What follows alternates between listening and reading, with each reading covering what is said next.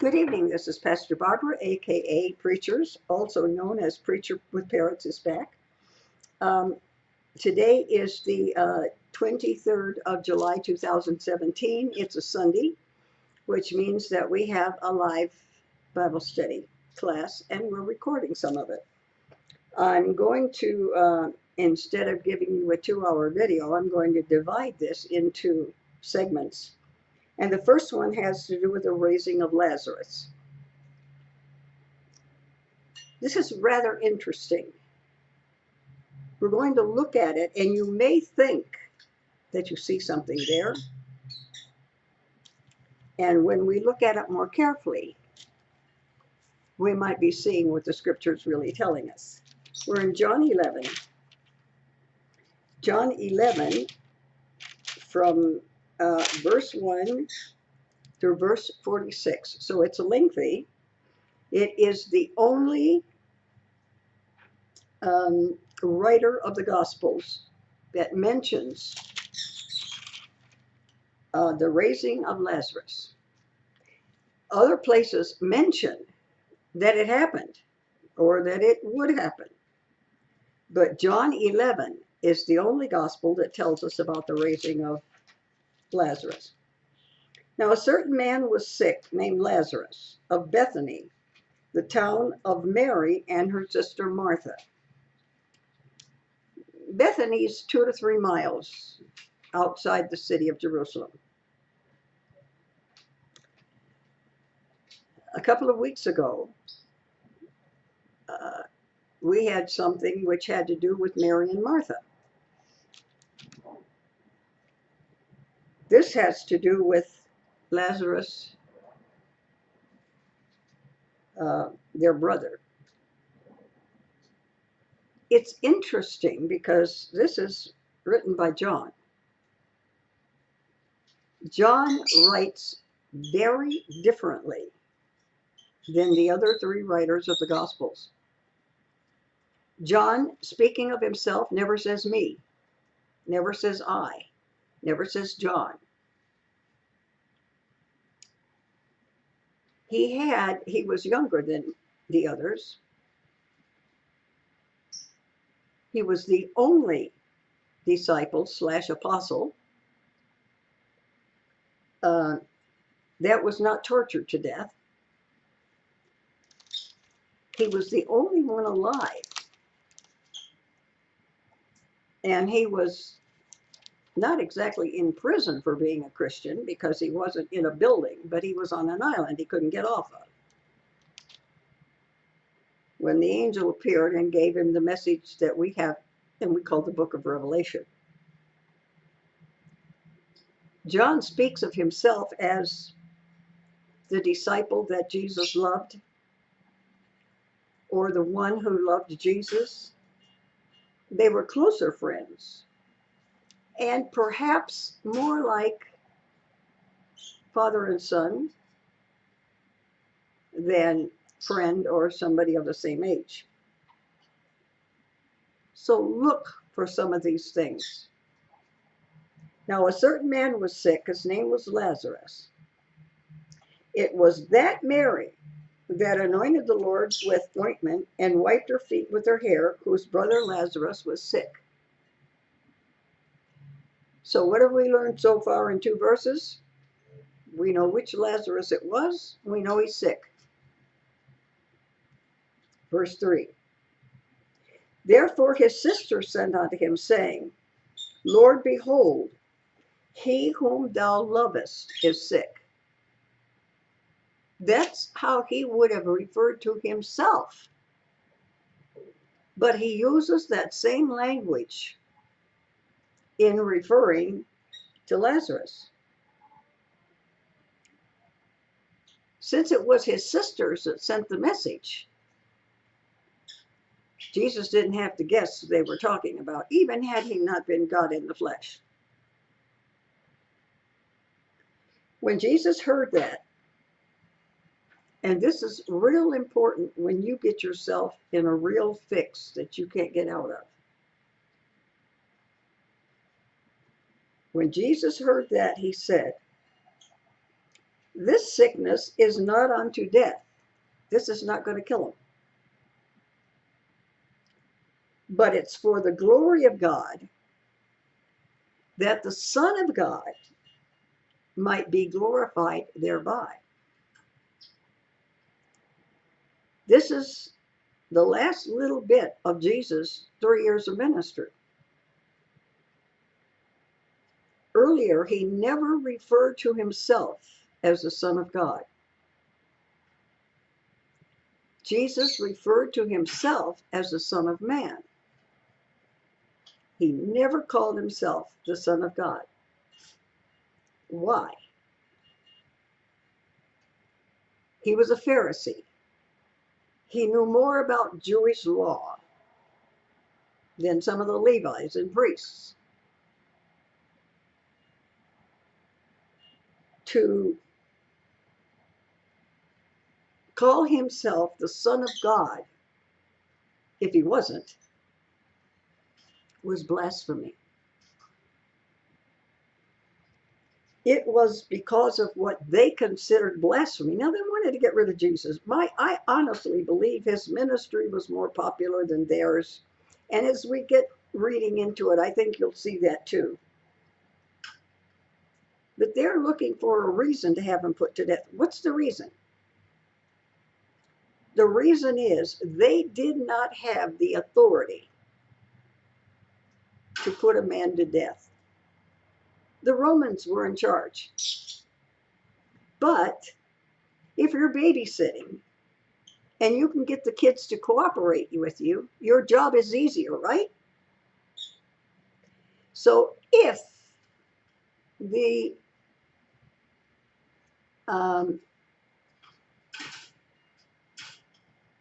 Jews could find a reason to put Jesus to death, great.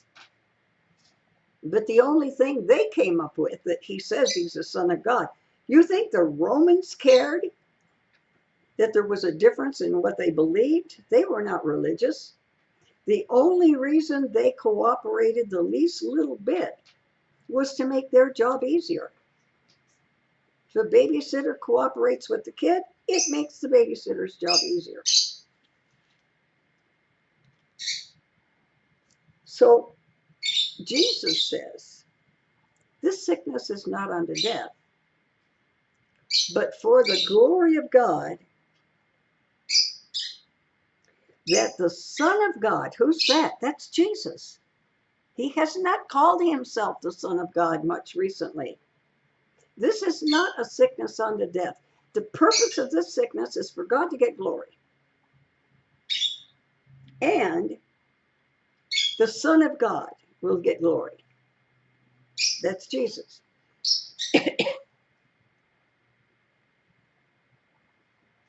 Now, Jesus loved Martha and her sister and Lazarus. He loved the whole family. But when he heard, now Jesus already knew, but he heard it. He heard it as a man. He knew it as the Son of God. When he heard he was sick, he abode 2 more days in the same place where he was. He was visiting somebody. He didn't up and run to his best friend to heal him. He says it's not a sickness unto death, but so God will be glorified and the Son of God will be glorified. And he just hung out another 2 days. So there would be no doubt. After that, we're in the 7th verse. After that, he said to his disciples, let us go into Judea again.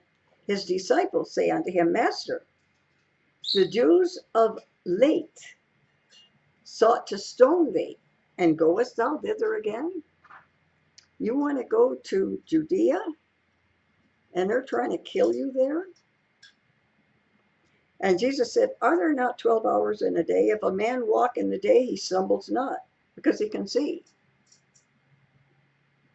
Jesus said, you know, I've got time that's light and time that's dark. There's a logical time to go somewhere and do something, and there's a time that it's not very logical to do it. He said these things uh, unto them, Our friend Lazarus sleepeth,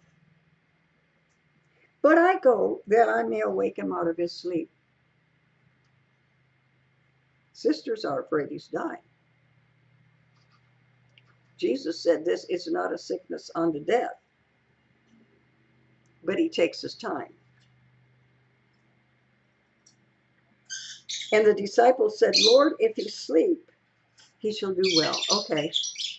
If he's not really sick, he's not dying, but he's just not feeling too well and he's asleep, the sleep will do him good.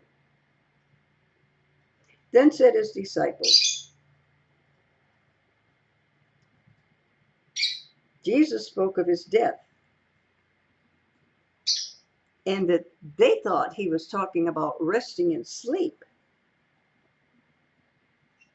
Jesus looked straight at him, and he said, Lazarus is dead.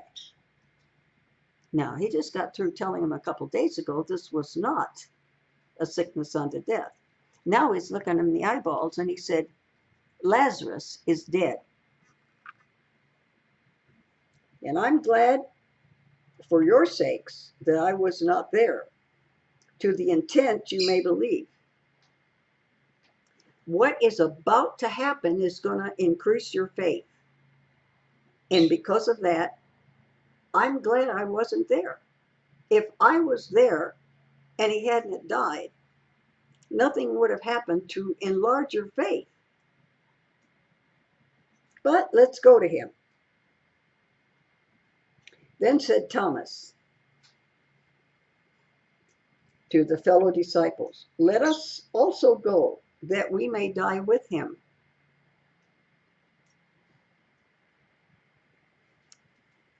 Thomas, was the doubter. And I guess he thought, okay, Jesus just said he's dead. Well, maybe we need to be dead too.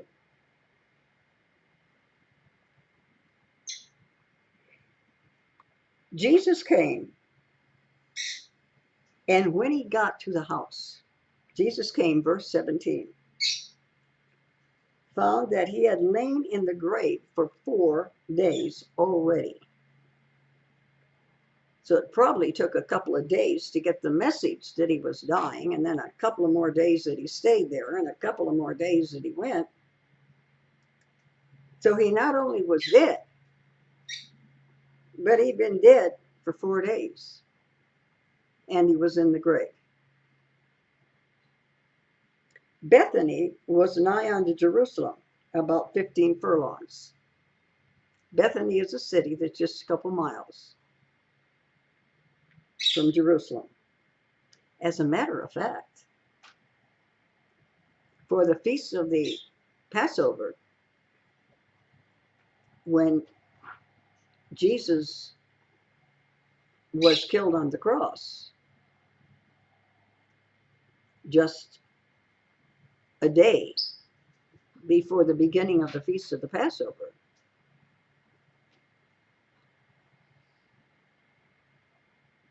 everybody said, you know what?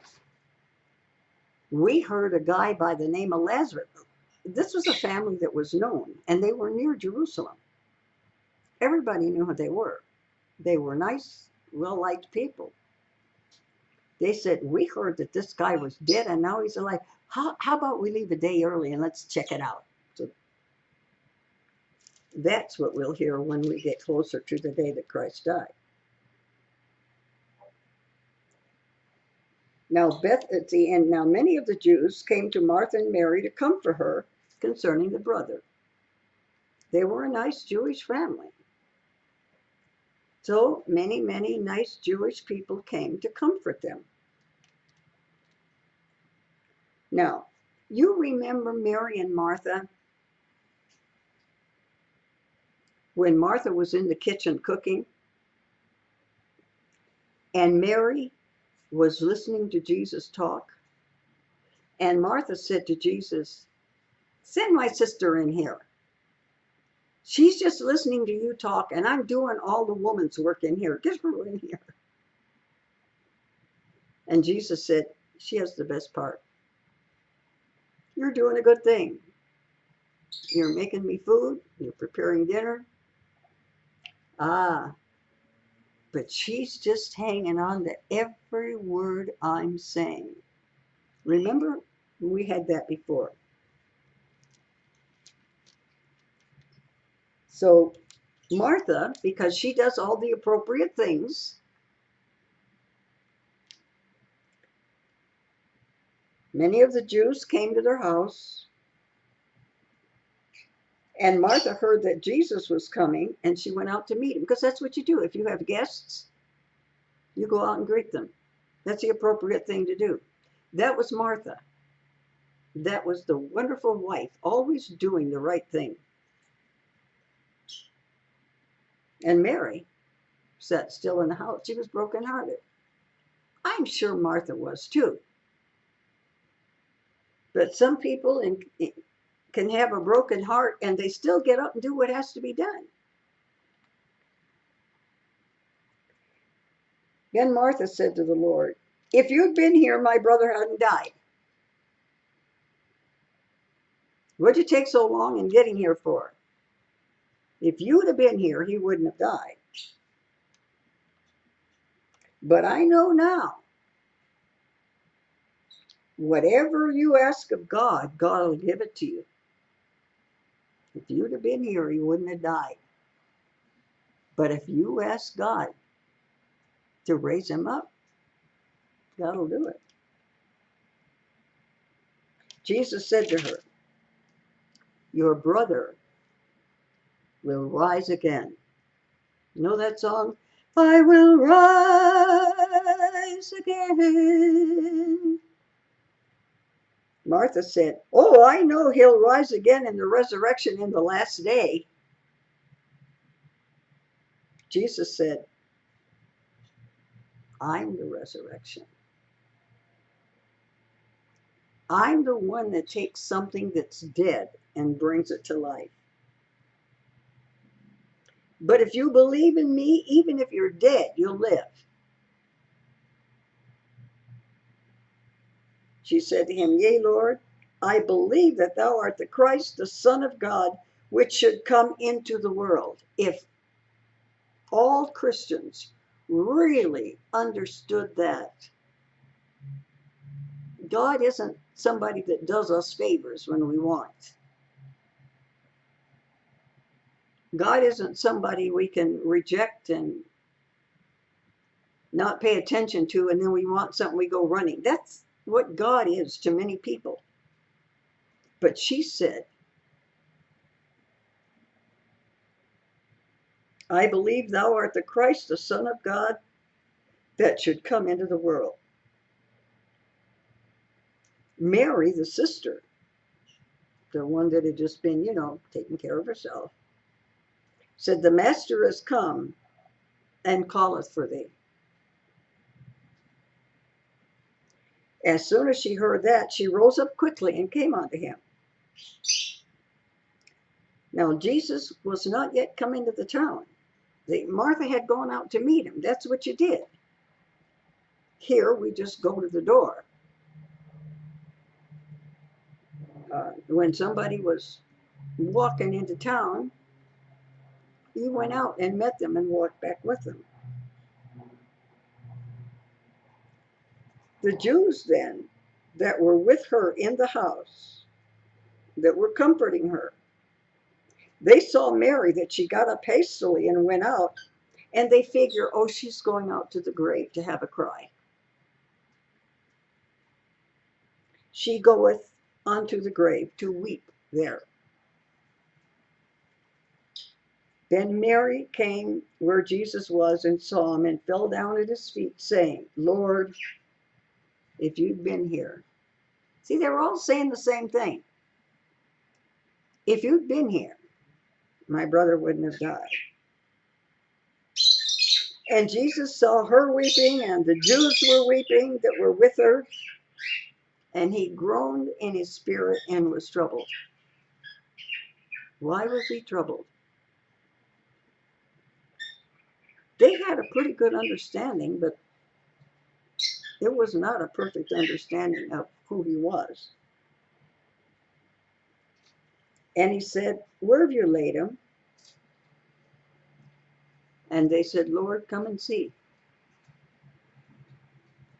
And now we have the shortest verse in the entire Bible, 2 words. 9 letters in English, 10 in Spanish. Jesus wept. Jesús lloró. 35th verse of John 11. And the Jews said, "Wow, he loved him. Behold how he loved him." And some of them said, "Could not this man which opened the eyes of the blind have caused that even this man should not have died?" If he can go to somebody that's blind and heal them, could he not? You know, they were all wrapped up in what they thought Jesus should do. What did Jesus say all this was about? It was so that God the Father would receive glory, and Jesus, the Son of God, would receive glory. But they're just thinking, how could I have gotten a healing when I needed one?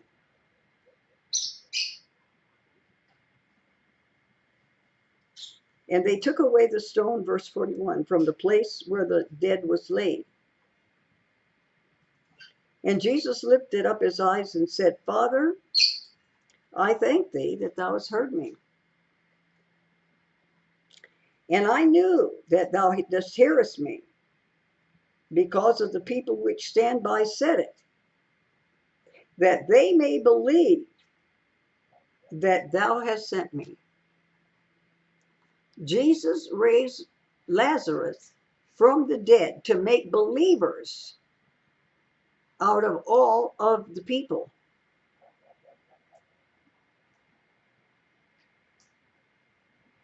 And when he had thus spoken, he cried with a loud voice, "Lazarus, come out! Lazarus, come forth." Let me check with Larry. Larry, is your transmission okay? Because Granny said earlier she was having trouble with her internet. Tell me how yours is, so I know whether it's audio. There's a problem with the audio? Okay. I need to figure out what to do. I'm very near the end of this. But I'll tell you what, I'll cut it off and start again. I have an idea. It might be in the laptop. I'll just leave this going and let me go out and come in real quick.